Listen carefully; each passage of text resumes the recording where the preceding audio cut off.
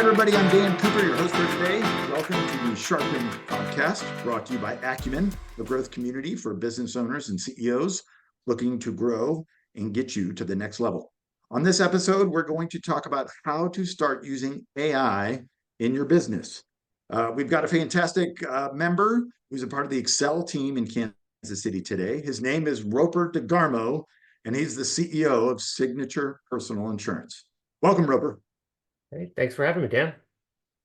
I got to start with your name is different than most people's. What's a DeGarmo? Yeah, that's the unique part, right? The DeGarmo. So, yeah, DeGarmo is a French name, and my family's been here since the 1700s. We've got one of those names that goes back into the real deep family tree, and you can see it.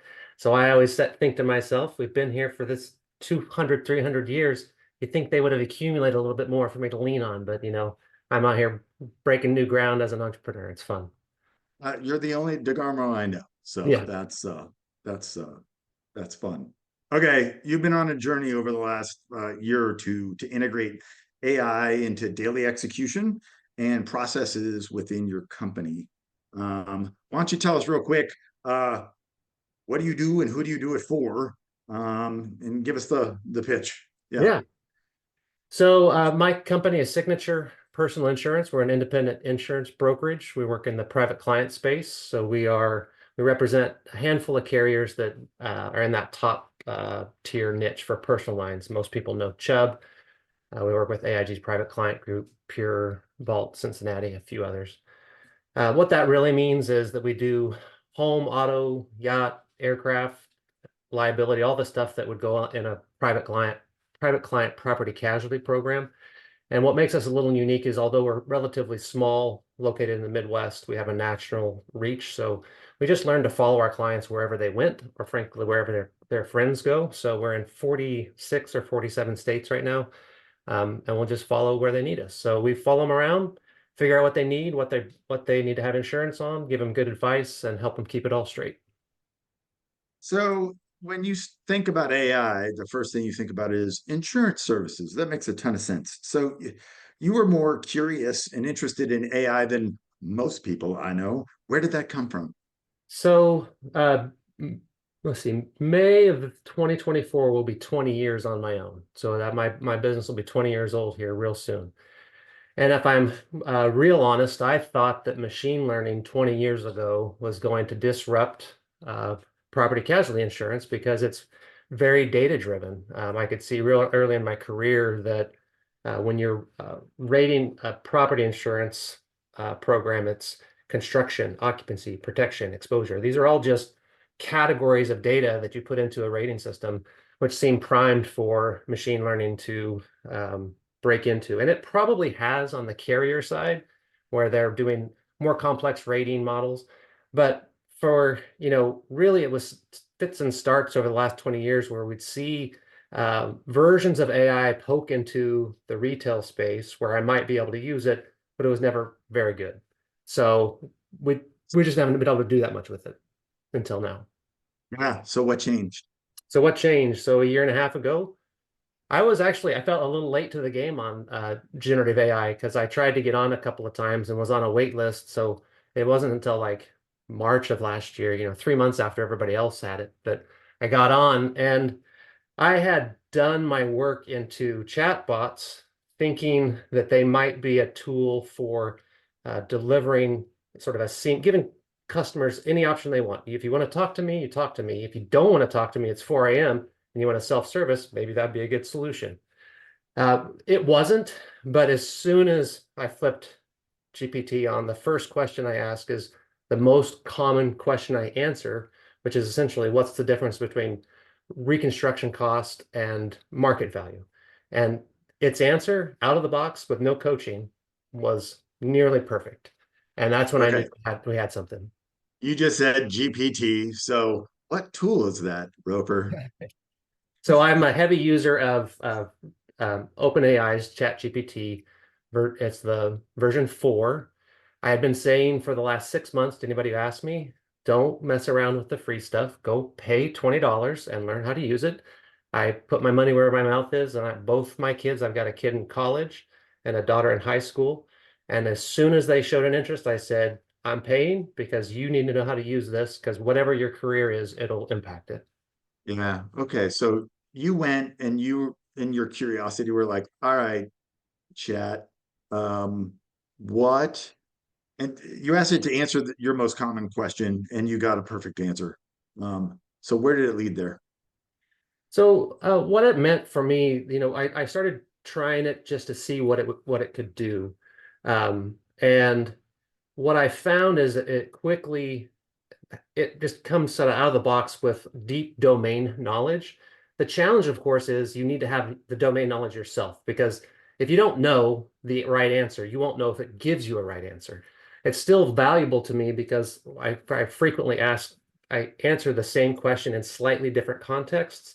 So it's nice to be able to get the answer I want to an answer to an email or a client inquiry. And I, of course, have to tweak it, but to get the bulk of it in and then just refine it a little bit. And usually it's usually making it less formal is what I have to do is just make it a little more personable. But if you're dealing in contract language, you kind of want it to be formal and right. Okay, so get up in the helicopter. So you were asking some tactical things, some practical things, and testing it out. How did you start to think about it strategically for your business? It's I, I am thinking long term, actually. I don't think it's doing the thing that I want it to do, which is still, I believe, luxury in financial services is choice. So I'd like my clients to be able to choose to talk to me, text me, DIY their answer, or get their documents out their own. And I really think that um, generative AI in this large language space is going to be one of the ways that we open up access to client self-service in a way they don't feel like it's a burden to them. So that's where I'm headed with it. It's not there yet. So what I'm doing with it is the the place that I am is trying to research and understand what's going on. So OpenAI has a frontier model, they call it. So it's really, really smart, but has like a jagged frontier where it's extremely good at something, and then something that seems like we think it should be able to do, it fails miserably. And so what I'm doing in this year is just using it on anything I can and trying to keep track of what it does well, think about why it might be good at that, why it might not, and just continue to move on. So. So you have a way that it's been done currently, like you have the way you've always done it. Um, I don't know. How is your model today? And then what are you hoping to use it to either enhance, replace, or do differently? You talked about the interaction, but that's just one piece of the puzzle. Yeah, I think that makes me think of something though about, you've been asking me about, how do I think about this and getting started? One of the things I think is a mistake in approaching AI is to come in with a deep amount of domain knowledge and experience, and then go see if the AI can do your job can do than you. And the answer will be almost exclusively no, or never does it outperform the expert. But the risk there is you're sort of waiting until the thing has passed you to decide to start using it, where I want to be using it to figure out what does it do well that maybe I don't do so well? What does it do differently than what I do that I might say, oh, that's not how I would have done it, but wow, that makes it a lot easier. So on a daily basis, every day, I find myself taking a long string of emails. Some, half of them are from me and two other people, and I throw the entire conversation into GPT and say, what's this about? Who's got the next step?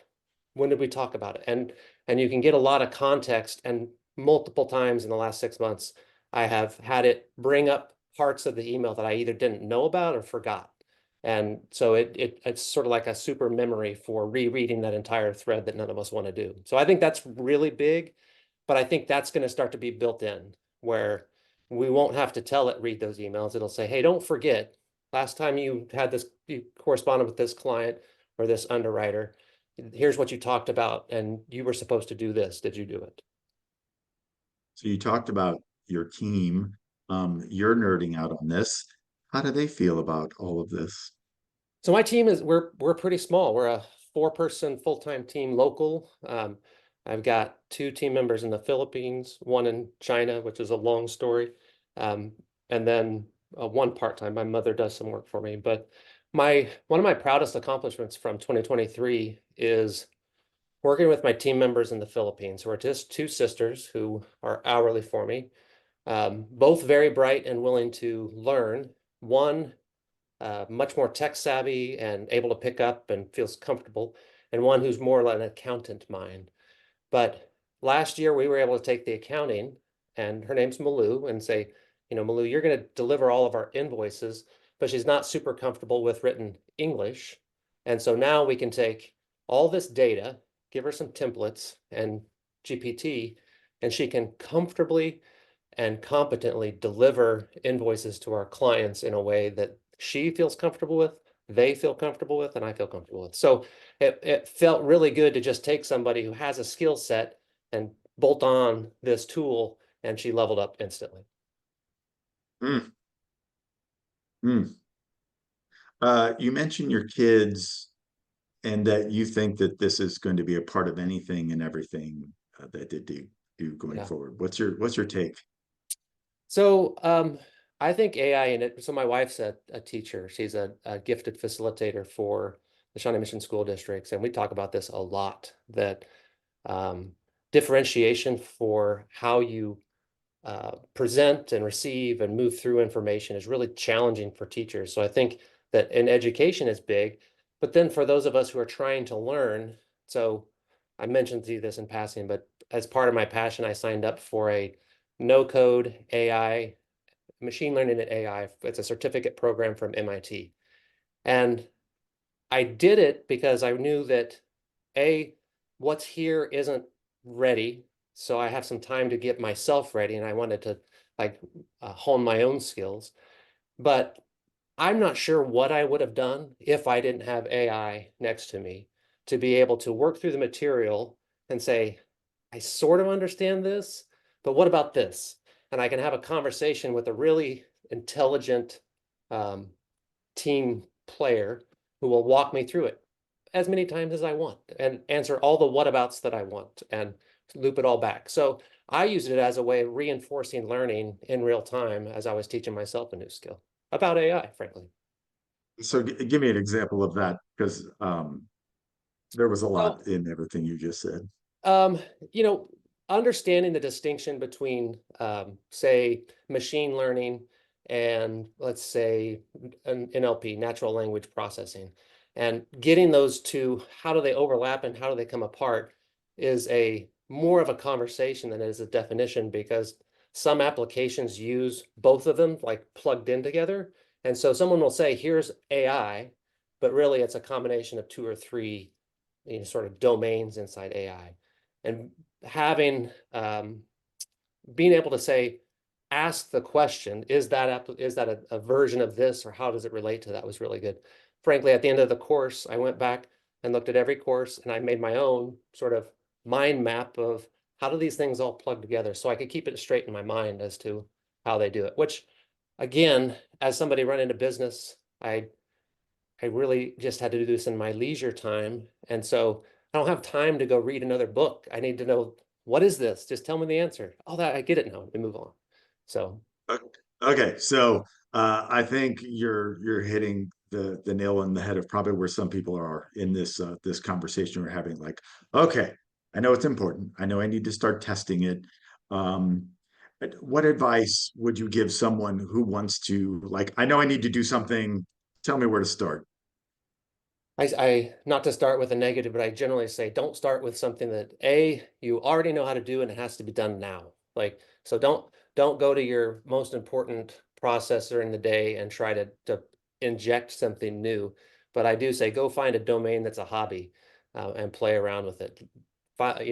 My son is at Columbia College, Chicago, doing in TV and film. So he's a film buff, and so try to go as deep as you can into a particular topic that you already know about and you care about, and you'll be able to follow it down past your knowledge and pass it.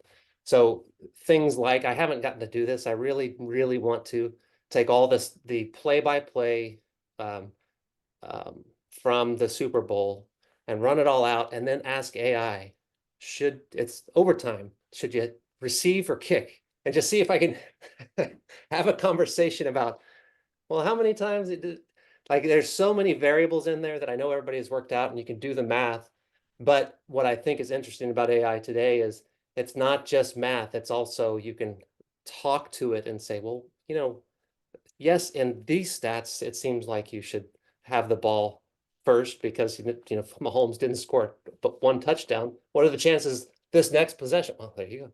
Except for he does it every time on that play. So that I would encourage to use it in a domain that you care about and you know about, but that isn't mission critical to the day to day. Otherwise, you'll just get frustrated. So you're also saying start with Chat GPT, pay for it, and start playing around. Um, have you There, tried a bunch of other tool? I mean, there's more tools than you can shake a stick at now. yeah. So what's your So take? the what I would advise is pay attention to what are called frontier models.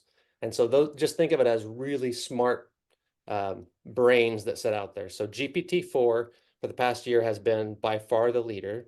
Second in command was Anthropic's Claude AI, which is still dramatically better at reading long documents. So if you have a big PDF contract or something that you want to look through, Claude AI can do that better than GPT-4.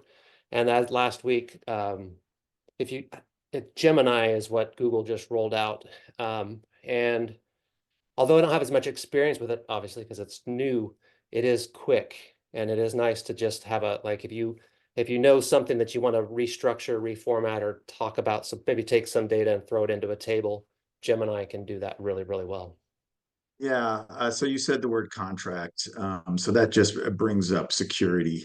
I paid $20 for it or whatnot. How secure are you feeling about all of this domain expertise you're starting to dump into this black box? So one of the nice, so OpenAI is far enough into the game where they know that's a problem, or that's a concern, I should say. So with the paid version on Teams, you can say, don't train on my information. So what all that means is that the AI isn't going to try to improve itself based on your interactions, which is good. But I also think that I started paralleling that question of security with what I dealt with in 2004 or 5 when I went to Salesforce and put my data in the cloud and had people tell me, I will never take this server. It sits by my desk, so it's nice and secure. And if you have a server sitting next to your desk, I'm sorry, it's not secure.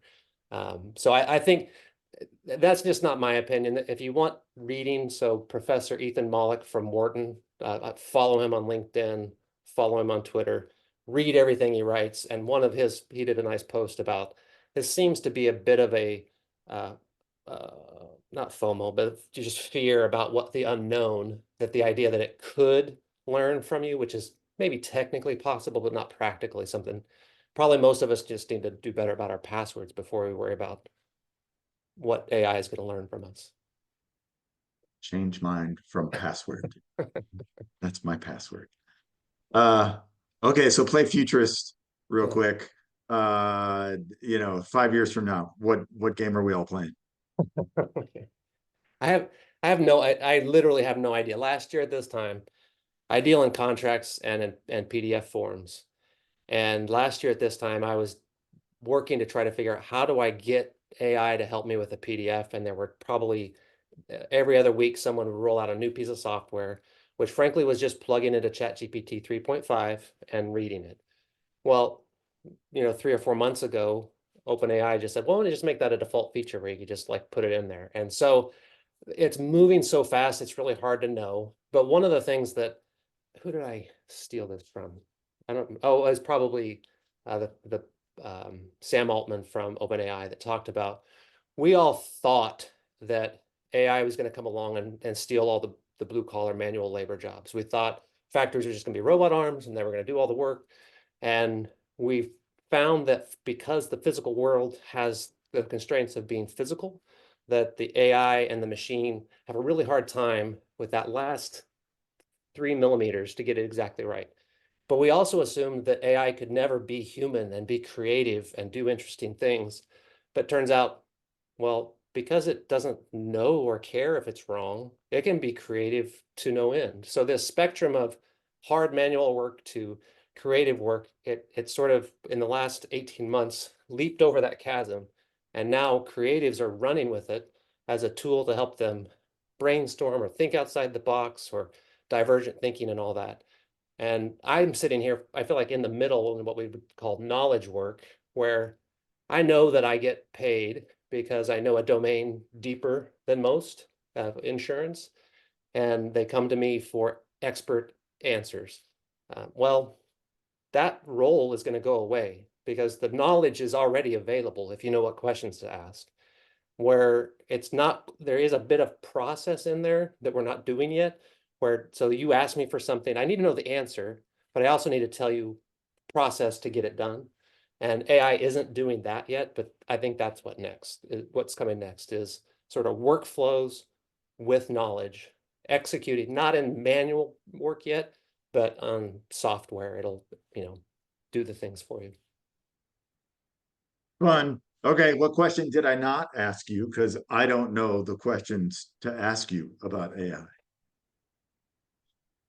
That's a good question. What questions did you not ask me? I think what I would advise is to take a little time and and explore what AI is and understand, first of all, AI is almost a misnomer because it's so broad and it picks up so many things. The fact is Siri is a form of AI, and we all get frustrated at Siri. And so then you think, well, AI is no good. And I'm like, well, it's pretty good at three or four things. I have the luxury of thinking back to Palm Pilots where you had to learn a particular way of writing with your stylus, and you think, oh, this is great. Now I can, and it's gone. So I think some of those things are coming and going, but it's worth, if you are in, well, I started to say if you're in an industry where it's going to be affected, everybody needs to figure out for their business, where is this coming? And don't listen to just the sort of the crowd noise. Figure out what actually is happening. Probably play with some frontier models on your own to figure out what it can and can't do so that you have some context for when people tell you, oh, it's going to change the world. It's not in this way, or it's going to end the world in that way. You can at least have some context for that conversation. Yeah, so whatever you do, do something. And if it's not you doing the do thing, have somebody on your team do it or a special project. But having an understanding of it is important. So if you're going to go play with it, find a specific something you have domain knowledge about, and that might even be fun, Yeah. because that'll help you learn. Yeah. Those are all good things. Okay, so acumen's about sharpening, challenging, and inspiring people. So here's my question for you. How are you being sharpened, challenged, and inspired as a business owner right now? So, you know, acumen, we just had our council last week, and I had a issue to bring that was employee employer related, and I needed to do the situation briefing. And so I copied, pasted, said, ask GPT, ask me these questions one at a time until you have a thorough understanding of each of the answers. And I had a dialogue back and forth to fill out my situation briefing. It's not quite ready to just say, okay, now print that back out into the beautiful format that you provide to us, but it got me pretty far there. But then I was able to say, hey, this is probably a process that lots of businesses do, and there's more than one way to do it. What are three other ways that you might evaluate a problem? A little bit inspired by what we've done at council when we have different models for attacking the same. That's what I was just trying to do. And it took me to a core underlying structure. Anyway, it did a slightly different process, and I ended up with two forms that did similar things, but helped me to see the same problem in a slightly different lens, which helped me, I think, prepare to have the conversation with my group. So I think that's a good way to sharpen. Then there's, other simpler ways like continue to seek education. I thought putting myself in a formal certificate program was a good way to just say, well, all right, you think you're interested, let's find out. And turns out that was good. And I use it with my kids anytime I get the chance. They'll tell me something that they know something about that I don't, and it's really fun to see how far I can run with it. Well, this is good stuff, man. My brain hurts in a good way. And I can't wait to go experiment with some stuff. I'm a soccer guy and not a football guy, so I need to figure out some way to go play with that. Tell us, how can people find you if they want to find you? Yeah, yeah. Well, so if you can't find Roper DeGarmo from Signature Personal Insurance on the internet, then you don't need to find me. But you can find me at signaturepersonalinsurance.com as a domain we have. We have signatureadvisor.com. But honestly, just probably Roper DeGarmo and you'll figure out what I'm doing. Good call. Well, if you are interested in becoming a member of Acumen, go to acumenimpact.com and click on the apply button. Or if you'd like to learn more and be sharp and challenged and inspired, we have a ton of great content under the resources tab. Roper, this has been a pleasure, man. It's always fun, Dan. Good to see you. Peace. Peace.